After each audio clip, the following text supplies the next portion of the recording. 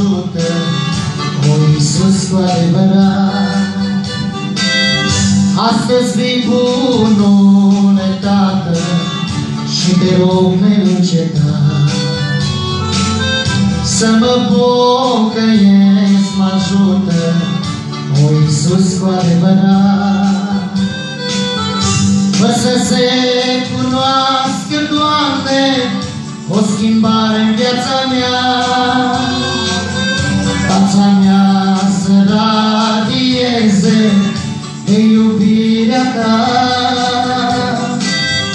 Fă să se cunoască, Doamne, o schimbare în viața mea, fața mea să radieze, Doamne, de iubirea Ta. Radiază orice inimă și față, Doamne, cu Duhul Sfânt și cu putere.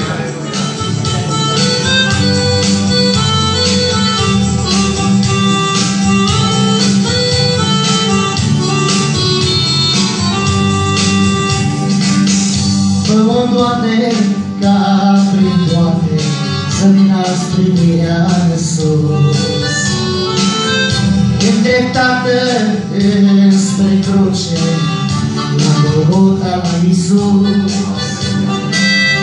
Fă-o, Doamne, ca prin toate să vină privirea în sus, îndreptată înspre cruce, la Golgota, la Iisus.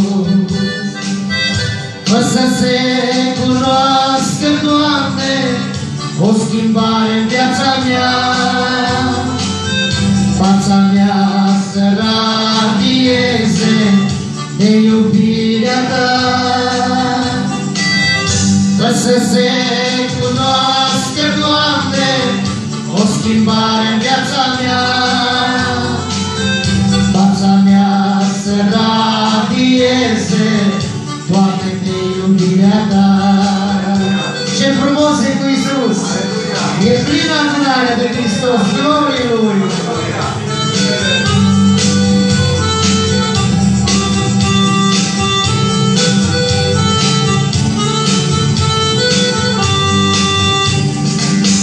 Fă ca dragostea, Iisuse, să rămână în viața mea,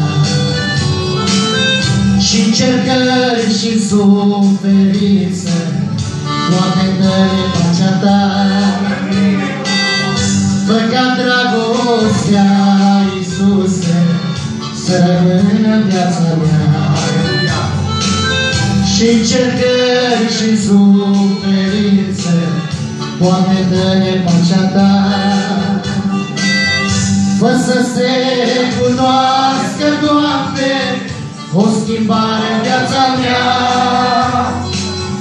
fața mea să radieze de iubirea Ta. Fă să se cunoască, Doamne, o schimbare în viața mea, fața mea să radieze, Doamne, de iubirea Ta.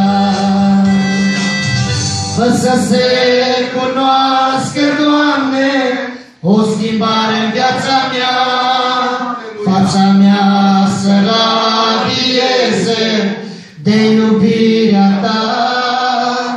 Fă să se cunoască, Doamne, o schimbare în viața mea, fața mea să radieze, Doamne, de iubirea Ta. Amin.